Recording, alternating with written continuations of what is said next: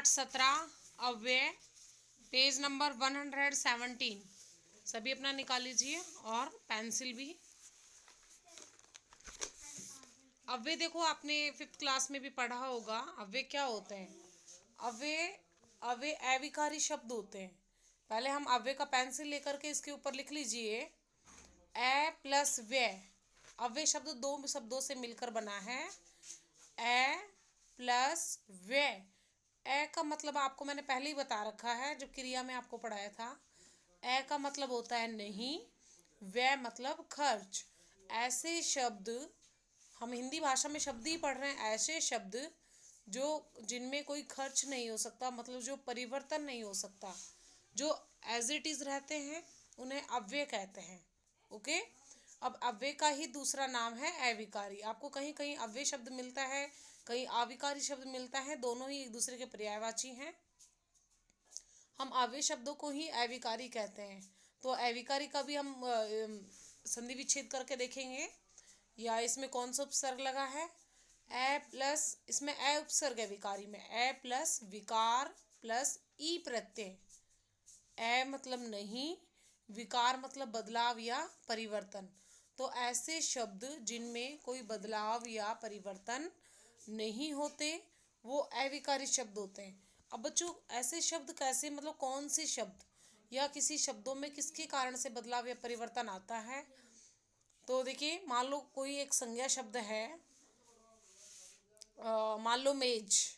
मेज एक संज्ञा शब्द है, कुर्सी है, पेड़ है, ये सभी संज्ञा शब्द है, पेंसिल है।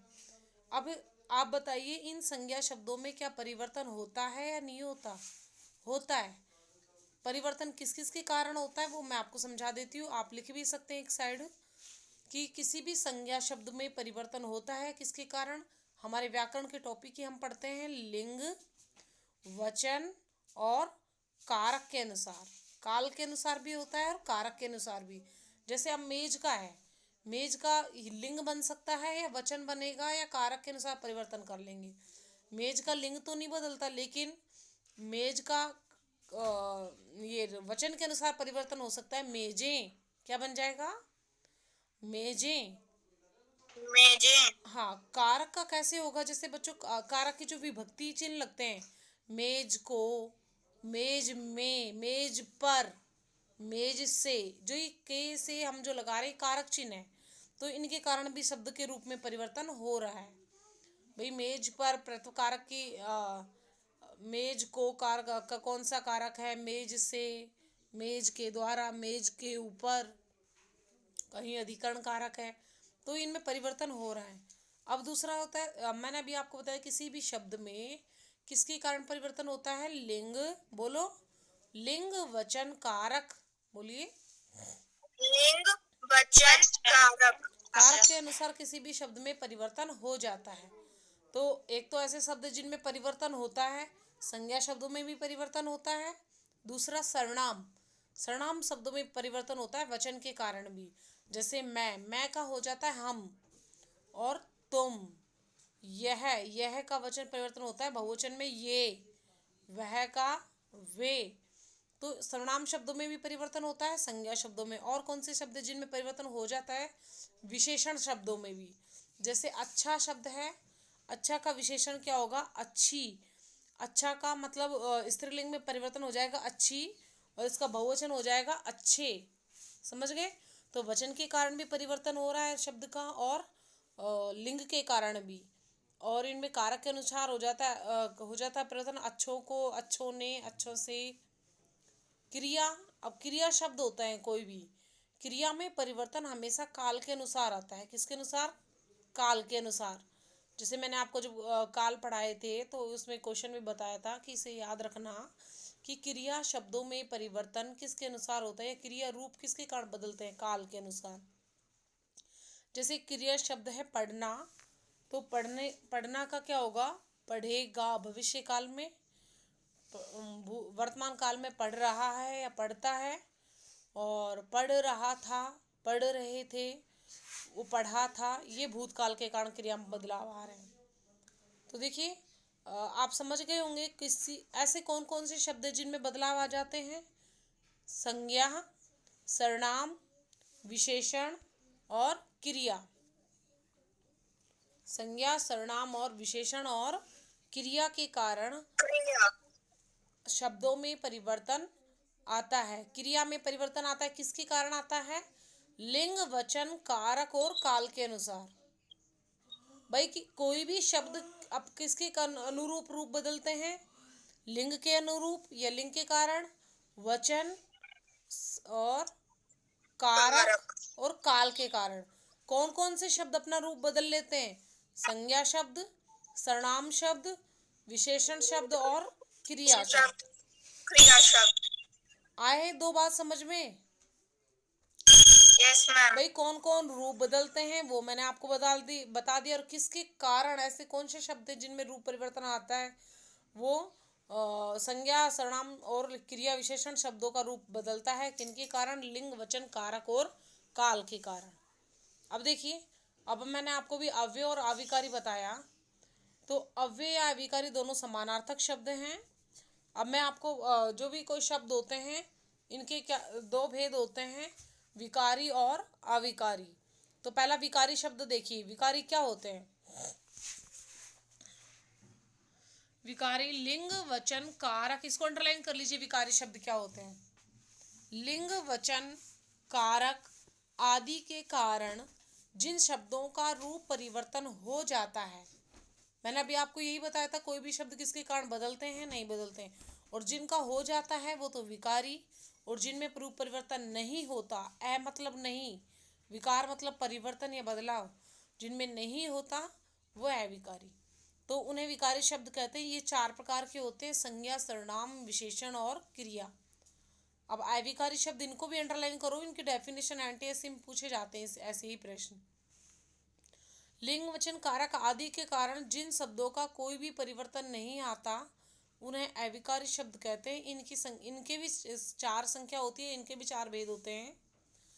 पहला क्रिया विशेषण, समुच्चय बोधक, संबंध बोधक और विस्मयादि बोधक।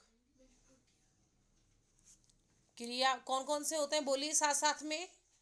क्रिया विशेषण, क्रिया समुच्चय विशेषण, बोधक समुच्चय बोधक, संबंध बोधक और और विस्मयादि विस्मयादि बोधक। बोधक। ओके, ये चारों भेद आपको दोनों के लर्न करने होंगे। विकारी के कौन से होते हैं, विकारी के कौन से होते हैं, किसी भी तरह प्रश्न पूछा जा सकता है। विकारी शब्दों के कितने भेद होते हैं? चार, संज्ञा, सर्वनाम, लिंग, वचन और नहीं, संज्ञा, सर्वनाम, क्रिया और विशेषण। अविकारी के क्रिया विशेषण, समुच्चय बोधक, संबंध बोधक और विस्मयादि बोधक। विस्मयादि बोधक। आगे देखिए, क्रिया विशेषण हमारा हमारा टॉपिक ही अव्यय था, अविकारी। इसका पहला भेद है क्रिया विशेषण। क्रिया विशेषण नाम में देखो क्या छुपा है, एक तो क्रिया शब्द है और एक विशेषण। क्रिया शब्द आप जानते हो जिससे काम के करने या होने का बोध होता है। विशेषण शब्द वे होते हैं जिनसे हमें विशेषता का पता चलता है। विशेषण शब्द का काम क्या होता है? जो उसकी विशेषता बताते हैं। लेकिन आपने तो विशेषण पढ़ा था कि संज्ञा, सर्वनाम की विशेषता बताते हैं, लेकिन जब ये क्रिया के साथ लग रहे हैं तो किसकी विशेषता बताएंगे? क्रिया की। भाई विशेषण शब्द जब क्रिया के साथ में लग रहा है तो किसकी विशेषता बताएंगे? क्रिया क्रिया की। की। तो देखिए फर्स्ट लाइन में देखिए, क्रिया विशेषण में आपको अंडरलाइन क्या करना है वो मैं आपको बताऊंगी। देखिए, विशेषण के विषय में पढ़ा जा चुका है कि संज्ञा या सर्वनाम की विशेषता बताने वाले शब्द को विशेषण कहते हैं। आप इस विशेषण की परिभाषा यहाँ भी टिक कर सकते हो कि संज्ञा या सर्वनाम की विशेषता बताने वाले शब्द को विशेषण कहते हैं। हो गया। इसके बाद आपको देखिए, परंतु कुछ ऐसे शब्द होते हैं जो क्रियाओं की विशेषता बताते हैं और क्रियाओं के पहले लगते हैं, उन्हें क्रिया विशेषण कहते हैं। इसको अंडरलाइन करिए, जो क्रियाओं की विशेषता बताते हैं। सेकंड लाइन में, जो क्रियाओं की विशेषता बताते हैं और क्रियाओं के पहले लगते हैं उन्हें क्या कहते हैं? क्रिया विशेषण। भाई क्रिया की विशेषता बताने वाले शब्द क्रिया विशेषण और संज्ञा व सर्वनाम की विशेषता बताने वाले शब्द विशेषण। आगे देखिए, उदाहरण है धीरे धीरे बोला करो। यहाँ पर क्रिया शब्द कौन सा है पहले ये बताइए। धीरे धीरे। मैम धीरे धीरे। क्रिया शब्द बोलना है, यहाँ पर क्या है? बोलना। मैंने एक्शन वर्ड पूछा है, बोलना। वर्ब पूछिए यहाँ पर। तो क्या है यहाँ पर? बोलना। अब मैंने आपको मैम पर धीरे धीरे विशेषण है। धीरे तो मैम एक्शन वर्ब। क्या मैम धीरे धीरे भी तो मैम एक्शन वर्ब है। ये विशेषण शब्द है, किसकी विशेषता बता रहा है? धीरे धीरे बोलना की। धीरे धीरे क्रिया बोलने विशेषण है, विशेषण नहीं है, क्रिया विशेषण है। क्या है ये? क्रिया विशेषण। ओके, विशेषण नहीं है, ये क्रिया की विशेषता बताने वाला क्रिया विशेषण है ये। और क्रिया भी नहीं है, ओके क्रिया मैम। तो बोलना है। क्या है? क्रिया बोलना है। और क्रिया से पहले जो इसकी विशेषता बता रहा है ये क्रिया विशेषण है। क्या है ये? क्रिया विशेषण। विशेषण शब्द तो आपको पता है ना, अच्छा बुरा ऐसे वर्ड होते हैं। और जो ये धीरे धीरे जोर जोर से, ये क्रिया विशेषण शब्द है। क्या है ये? क्रिया विशेषण। क्रिया शब्द। ओके, तो देखिए धीरे यस मैम। धीरे बोला करो, बोलना यहाँ पर क्रिया शब्द है, धीरे धीरे क्रिया विशेषण शब्द है, क्योंकि ये क्रिया की विशेषता बता रहा है। इस वाक्य में धीरे धीरे क्रिया विशेषण है, क्योंकि बोलना शब्द क्रिया है, क्रिया की विशेषता प्रकट हो रही है धीरे धीरे शब्द से, अतः इसे क्रिया विशेषण कहा जाएगा। उदाहरण देखिए, शेर बहुत जोर से दहाड़ता है। क्रिया यहाँ पर दहाड़ना है। भाई शेर क्या कर रहा है? दहाड़ने का काम कर रहा है। अब कैसे से जब हम प्रश्न करेंगे, कैसे दहाड़ रहा है? जोर से। जोर से। जी, जोर से जो हमारा ऐसे शब्द आते हैं वो क्रिया विशेषण होते हैं। कल दिन भर ओले पड़ते रहे। कल दिन भर ओले पड़ते रहे। कब? दिन भर से आपको समय का बोध हो रहा है। कब से दिन भर? टाइम बता रहा है कि पूरा दिन। 1 घंटा 2 घंटा नहीं बताएंगे, 1 घंटे 2 घंटे तो उसमें चले जाएंगे। लेकिन यहाँ पर हम अव्यय पढ़ रहे हैं, क्योंकि 1 घंटे में परिवर्तन हो सकता है 2 घंटा, एक का बहुवचन 2 घंटा अनेक घंटा हो जाता है। लेकिन हमने अविकारी शब्द पढ़ने जिन पर परिवर्तन नहीं होता। कल दिन भर ओले पड़ते रहे, यहाँ पर समय का बोध हो रहा है। दादाजी अंदर बैठे हैं। कहाँ बैठे हैं? प्रश्न किससे करेंगे? कहाँ? तो अंदर बैठे। कहाँ से? अंदर। हमें स्थान का बोध हो रहा है। किसका बोध हो रहा है? स्थान। देखिए स्थान का। पहले से तो हमें पता चल रहा है कि क्रिया किस परिणाम में हो रही है, कैसे हो रही है, जोर से। तो यहाँ परिमाणवाचक हो गया। दूसरा है दिन भर से, मतलब समय का बोध हो रहा है, तो समय बोधक। तीसरा स्थान का बोध हो रहा है, कहाँ बैठे हैं? अंदर, स्थान। चौथा है देखिए, तुम अभी मेरे साथ चलो। कब? अभी। तो अगला देखिए, इन सभी वाक्यों में रंगीन छपे शब्द क्रिया विशेषण है। ओके, देखिए जो शब्द क्रिया की विशेषता प्रकट करते हैं उन्हें क्रिया विशेषण कहते हैं। आप यहाँ भी अंडरलाइन कर सकते हो। क्रिया विशेषण की डेफिनेशन वैसे हमने पीछे भी कर ली थी, यहाँ भी डबल टिक मार्क कर लीजिए, आपको लर्न करनी है। क्रिया विशेषण, आपको ये भी याद रखना है कि विशेषण होते क्या हैं? जो विशेषता बताते हैं, जो क्रिया के साथ लग रहे हैं वो क्रिया की विशेषता बताएंगे।